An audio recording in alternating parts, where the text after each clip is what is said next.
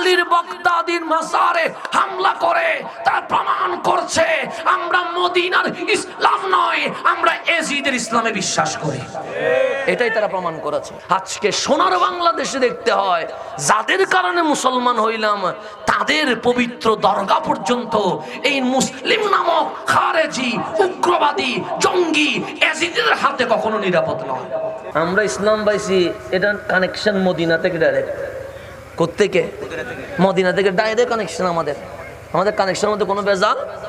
সেই জন্য আপনারা যারা ছেলেদেরকে মাকতাবে পাঠান, মাকতাবের মধ্যে কায়দার নাম কি? কায়দায়ে বাগদাদি। বাগদাদি কায়দা, কায়দার নাম।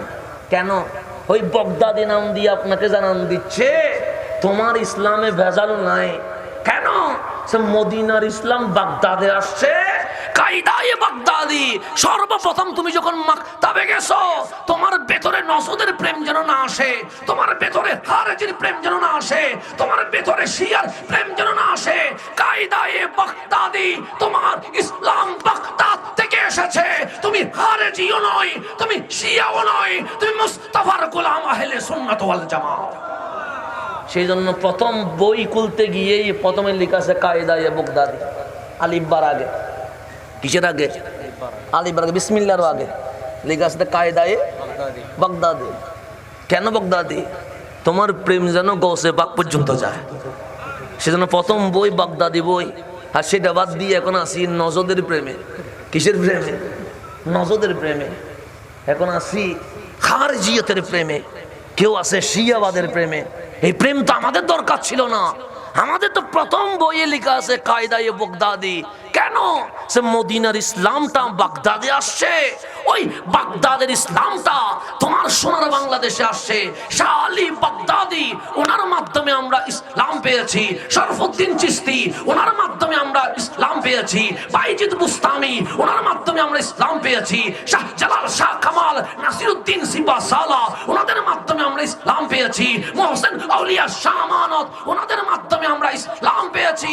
তাজ শাহ আলীর বাগদাদির মাজারে হামলা করে তারা প্রমাণ করছে আমরা মদিনার ইসলাম নয়, আমরা এজিদের ইসলামে বিশ্বাস করি।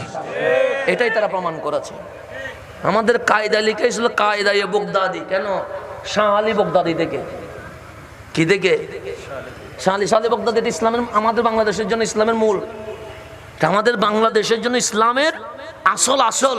সেজন্য শাহ আলী বাগদাদির মাধ্যমে ইসলামটা এখানে এসেছে বলে আমাদের কায়দার নাম কি? কায়দায়ে বাগদাদি। এই বাগদাদি নামটা সেখান থেকে এখানে এসেছে। আজকে সোনার বাংলাদেশে দেখতে হয় যাদের কারণে মুসলমান হইলাম তাদের পবিত্র দরগা পর্যন্ত এই মুসলিম নামক খারেজি উগ্রবাদী জঙ্গি এজিদের হাতে কখনো নিরাপদ নয়। ওরা কি ইসলামের কোনো লাভ করেছে? বাংলাদেশে নাস্তিক আছে না? অনেক নাস্তিক আছে তো।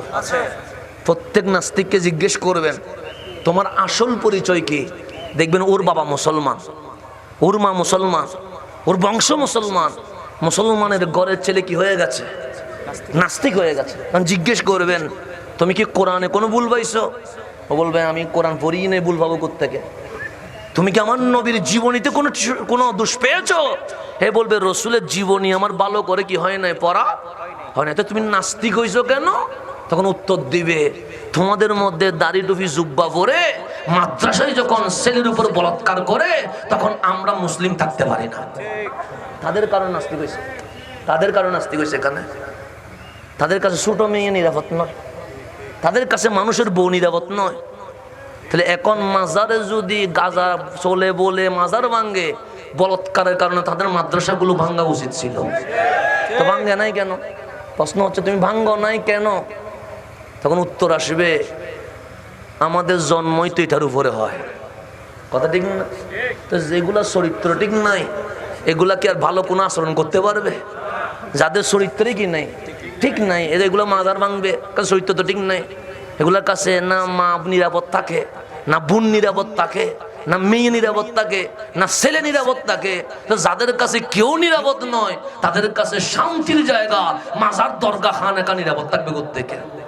ওদের ভিতরে কালচার চরিত্রগত ভাবে কি নয়, ঠিক নয়। তা আল্লাহ যেন সেই খারেজি থেকে উগ্র থেকে, জঙ্গিদের থেকে আমাদের সোনার বাংলাদেশকে যেন হেফাজত করেন। এখন সেই জন্য বাংলাদেশে যত নাস্তিক বেড়েছে, আপনি কথা বলে দেখবেন এই নাস্তিকগুলো, এই নাস্তিক হওয়ার পিছনে তাদের চরিত্র, তাদের আচার, তাদের আচরণ, এই জঙ্গি খারেজিদের, উগ্রবাদীদের কারণে সোনার বাংলাদেশে আজ নাস্তিক নামের গোষ্ঠী পয়দা হয়ে গেছে। অনেক ছেলে সেকুলার হয়ে গেছে। আনোয়ারাতে দেখবেন অনেক ছেলে ইসলাম ত্যাগ করেছে, শুধু জুমার নামাজ পড়ে। কিসের নামাজ পড়ে? জুমার নামাজ। মুসলমান না। আপনি কথা ঠিক, কথা ঠিক। কেন?